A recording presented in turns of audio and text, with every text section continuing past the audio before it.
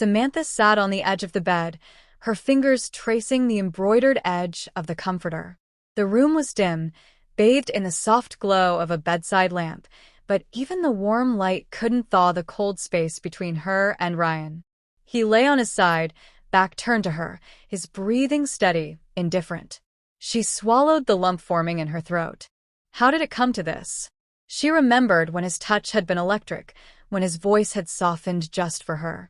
Now, his affection was as distant as the moon, unreachable no matter how much she stretched toward it. "Ryan," she murmured, barely above a whisper. A pause. Then a sigh. "Not now, Sam. Not now. Not tonight. Not ever." Her chest tightened, but she said nothing. Arguing wouldn't change anything. She had learned that long ago. Instead, she slipped out of bed, wrapping a robe around her shoulders. The house felt cavernous at night, every shadow stretching wider, mirroring the emptiness inside her. As she stepped into the living room, a rhythmic tapping greeted her, Max's tail thumping against the floor. The Labrador lifted his head from a spot by the couch, ears perked, eyes filled with something she had forgotten she needed: undivided attention. "Hey, boy," she whispered, kneeling beside him. Max leaned into her, his warmth pressing against her loneliness. She ran her fingers through his thick fur, grounding herself in his presence. She sighed. "At least you still see me." Max huffed in response, his tail wagging faster. Samantha smiled, but it was fleeting. A breeze rattled the window panes, and outside, the porch light cast long, swaying shadows. She thought of the neighbors, the quiet street, and the world that continued spinning while she remained trapped in the stillness of her own life. A knock at the back fence startled her. Her breath hitched. It was late. Too late for visitors. But when she peered through the sheer curtain, she spotted a familiar silhouette: Josh. She hesitated before stepping outside, the cold air nipping at her skin. "Sam," Josh said, his voice carrying an easy warmth. "Hope I didn't wake you." She shook her head. "I was up. Figured." He smirked, shifting his weight. Saw the light on. Josh had been their neighbor for years, a reliable presence, always ready with an extra hand when Ryan was too busy. He was safe, familiar, yet tonight something about him felt different. Or maybe it was just her. "Couldn't sleep?" he asked. "Something like that." Josh studied her face, his gaze lingering a second too long. "You okay?" She hesitated. The truth was tangled inside her, too heavy to voice. "I'm fine." A lie. But he didn't call her out on it. Instead, he nodded toward Max. "Well, at least someone's keeping you company." Samantha glanced at her dog, who sat alert beside her, tail still wagging. "Yeah, he always does." Josh exhaled, his breath visible in the crisp air. "Ryan working late again?" The question settled between them like a stone in water, rippling outward. She crossed her arms. "Something like that." Josh studied her, his expression unreadable. Then, in a quieter voice, he said, "You know, you don't always have to be fine, Sam." The words hit deeper than she expected. She had spent so long pretending, convincing herself that this loneliness was normal, that her love for Ryan, once vibrant, could survive on its own, even as he withdrew further. A lump formed in her throat. She swallowed it down. "I should head back inside," she said. Josh nodded, but didn't move. For a moment, they stood there, the silence stretching between them, charged yet unspoken. Finally, he gave her a small, knowing smile. "Get some rest, Sam." She nodded, stepping back inside, shutting the door between them.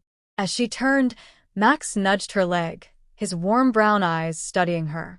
Almost as if he understood. Almost as if he knew. And somehow, that made the loneliness feel even heavier.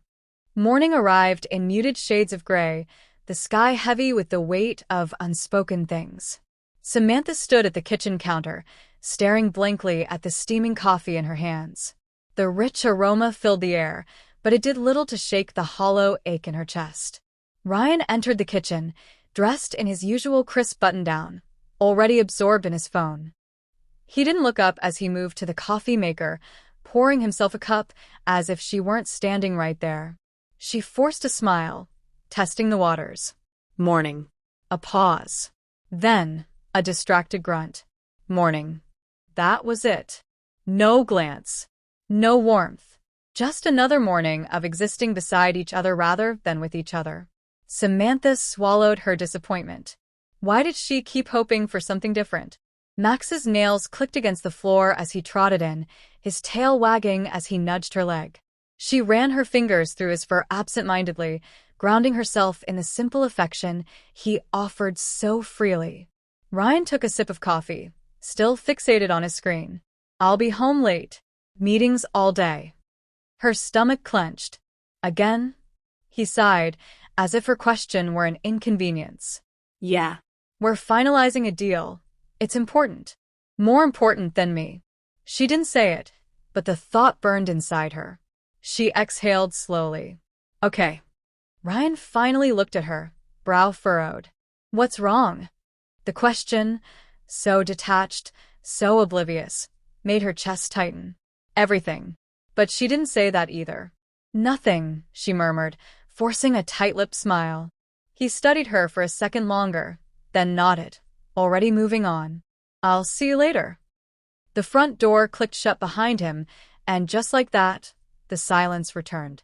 Samantha gripped the edge of the counter, staring at the empty space where he'd just stood. She used to miss him when he left. Now, she felt his absence even when he was here. Max whined softly, pressing his nose to her palm. I know, buddy, she whispered, stroking his head. I know.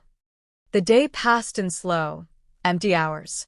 Samantha wandered from room to room, finishing half-done chores, scrolling mindlessly on her phone, anything to distract from the gnawing loneliness. By mid-afternoon, she found herself outside, trimming the overgrown hedges along the backyard fence. The rhythmic snip of the shears filled the air, a task simple enough to keep her hands busy, but not her thoughts. Need some help? The deep voice startled her. She turned to find Josh standing on the other side of the fence, a rake slung over his shoulder, his usual easy smirk in place. She let out a breath, brushing stray hair from her face. You always seem to show up when I least expect it. Josh shrugged. Call it good timing. He leaned against the fence, studying her. Rough morning. Samantha huffed a laugh, shaking her head. More like a rough year. His expression shifted, amusement fading into something softer. Still bad. She hesitated, then nodded. Josh sighed, setting down the rake. You want to talk about it? Did she? Would saying it out loud make it more real? Make it harder to ignore? She exhaled. It's just the distance. It wasn't always like this. We used to be happy. But now, I don't even think he sees me anymore. Josh leaned on the fence, arms crossed. Sounds like you're doing all the seeing. And waiting. Samantha blinked. The truth in his words stung. She wrapped her arms around herself.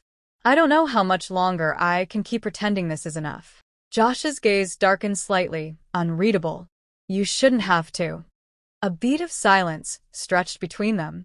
Max, sensing the shift in energy, trotted up and rested his head on her lap. She absently scratched behind his ears, focusing on the warmth of his fur. Josh ran a hand through his hair. Look, I know it's not my place, but you deserve more than this, Sam.